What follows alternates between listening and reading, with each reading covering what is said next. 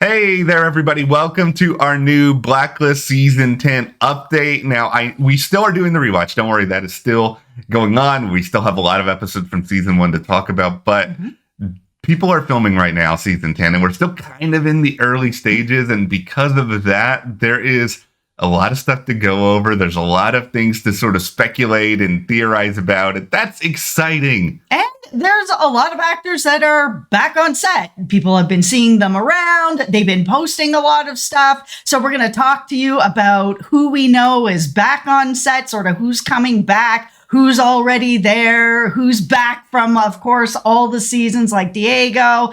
But before we do, make sure you hit that subscribe button. We are here every single Friday until it comes back, where we will be doing reviews again. We're going to be talking about season 10 throughout the fall. We're going to be continuing our rewatch. Thank you again to everyone who suggested that we do that.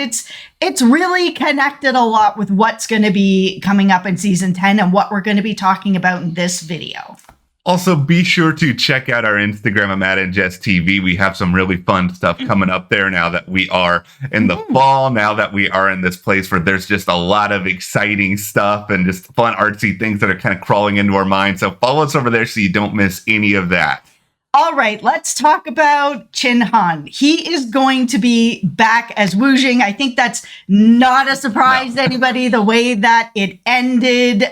He's posted pictures of himself sort of with the poster and that he's back sort of thing. And this is where Matt and I get into great debate about it. Because the thing about Chin Han is that he's a rising star right now. He's done lots of other stuff, but he was also in Mortal Kombat, which was a really successful film. And number 2 has been announced, and it seemingly is going to be getting into production soon. So I'm not sure if there's a situation where they're going to try to keep him as long as they can, sort of like a Fisher Stevens type thing, where it's like, okay, we want to keep him as long as we can for the story, since Marvin specifically gave the list to him that they want to use him before he's off doing Mortal Kombat. I have the feeling, and this is just my theory on it, that I think the premiere is going to be Wujing conclusion, and that maybe it is a 2-parter, maybe it's something kind of like that, but I think Wujing is a great villain in season 1 of the Blacklist. He was one of the first, handful of people we saw who were kind of the story of the week big bad, who kind of got us accustomed to the rhythm of the show. But I also just have this really hard time sort of thinking about him being the extended big bad for the season, just because it's like, okay, he was in 1 episode. He was a very captivating villain, but it's just like, is he going to be enough to carry the story to me? So to me, I feel like we're going to see Chin Han go away pretty early here, and that the list is going to be transferred over to someone else. Maybe it's broadcasted. Maybe it's something where a lot of other blacklisters kind of get the gist of it, and they're able to then sort of move forward. Like, ideally, I would like to see number 2 on the Blacklist be the big bad. I know I've kind of joked that maybe it's the real Katarina Rostova, that she's still out there. I'm kind of being serious with that joke, but no, I think we're going to be setting up for something bigger, but that's just my feeling. I want to see number 2 on the Blacklist pop up in the second half of this season, but for the first half of this season, my hope, and I may be on an island with this, and I am fine with that, is that Wujing is going to have a bit of a bigger role. They really are tying a lot to season 1. I mean, we're going to have MEERA's daughter as part of it. Wujing is back. Like, who else is going to sort of be tied into season 1 that's going to be coming into full circle season 10 here? Like, we don't know that this is the last season or anything like that. It's hard to know at this point. They haven't said anything. They haven't hinted at anything.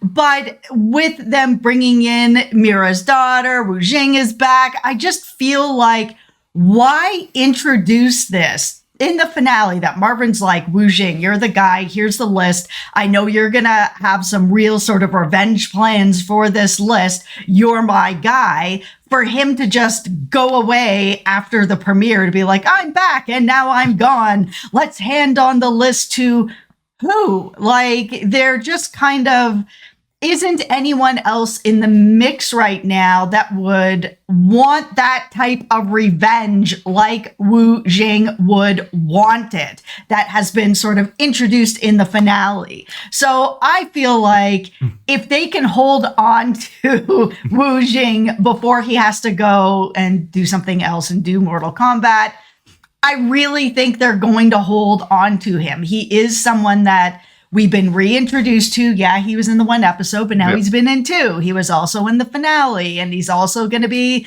in the premiere. So I just think he's a good enough villain to bring in everybody else. He doesn't have to be like the ultimate big bad number 2 on the list, but he can be around for a little while, causing some problems on a revenge tour. I wouldn't have a problem if he is around for a while, just because he's a very interesting villain. I mean, if you go back and you watch that Wujing episode, like Reddington did him super dirty. Like he's capable of running an organization on his own. So like there's a lot that could be said about him. So no matter if it's just a couple episodes, the first half of the season, like we'll see what happens with it. But I think most of all, it's just good he's back right away, and they're just not like forgetting about him for half of the season.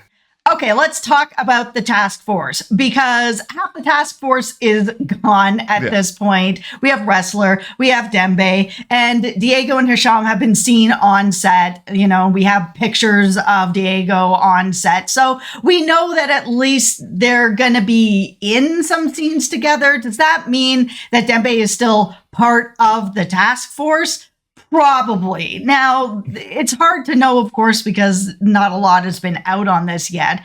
Personally, I had been hoping that with the sisters very likely gone, that Dembe would be making a move back to be with Reddington, and he still might.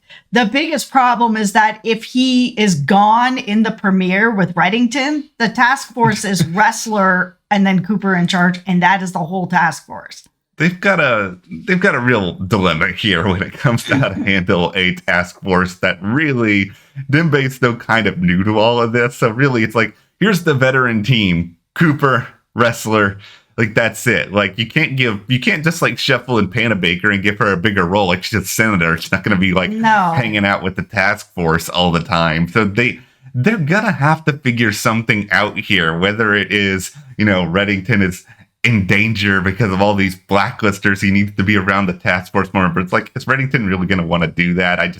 I don't know. He may not want to do that, but he might be in a position that he doesn't really have a choice. That with Wujing having this list and he starts, putting it out there, Reddington's contacts and people who trust him is going to dwindle down to almost nothing. He may just be forced into a situation where he's like, I have to use the allies I have, and it's the task force. Speaking of Reddington, of course, hasn't really been a lot of James Spader like being seen on set so far during filming. That's probably nothing. There's probably, nothing. Everybody was already against the idea of him having the beard that I brought up, so I'm not going to dive into that too. Nobody wants that beard. I was okay with it, but it doesn't matter. It doesn't matter because I don't think he's going to have the beard. So I think ultimately I wouldn't read too much into that. He's probably just filming some like interior stuff and hasn't been seen on set. Yeah, probably. All right. So also just who is Reddington going to be working with within his own organization? Mm-hmm. It's already been sort of seen on social media that it seems like Jonathan Joltzman, who is Chuck, one of his bodyguards, mm-hmm. Chuck and Morgan, the old Chuck reference that warms my heart. He's back.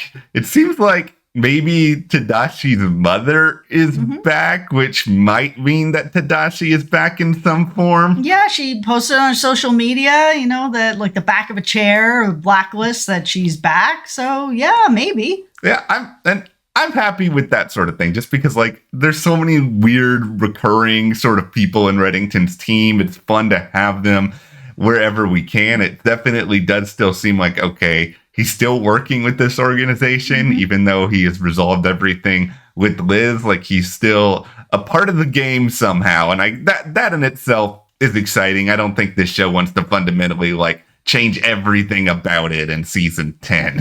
Okay, so there is a casting out there that makes us think that there's not going to be any sort of like significant time jump or anything like what happened after Liz died. And all of a sudden it's like, it's 2 years later kind of thing. And that casting is that there's a listing for girls to be extras at a soccer game that are like between ages, 11, 13, which is around how old Agnes is. And we already know that she plays soccer. So if that's the case, then likely no time jump or very, very little. Agnes has somehow found a time machine or something like that. I will never get over the fact that they mentioned last season she was 11. I have tried to go back and figure out, even with all the time jumps that they've done, there's no way in the world she should be the age that she is. But no, she should not be 11. But they've played with ages before on this show where we had, with the fire, Liz was much older at the beginning, and then later they made her much younger. So, I mean, we all got to kind of just, take our lumps where we can get them. The young girl that's playing Agnes is quite good. So, it's hard for me to be mad about this. No, I ain't mad about it. I'm just happy that we're seeing her more in the early going. And it is just the sign that, all right, even though Liz is dead, even though, her murderer has been found, they're not just going to kick Agnes to the curb and never talk about her ever again. Could you imagine she's all of a sudden just gone and Cooper's just get out. We don't need you anymore. Get out. Not where I thought you were going with that. No, she's still going to be around.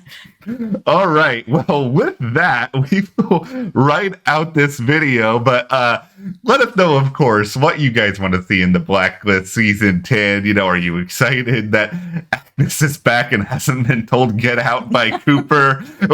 Also, of course, follow us on Instagram at Jess TV. We will be back for more Blacklist discussion, and we will see you here next time.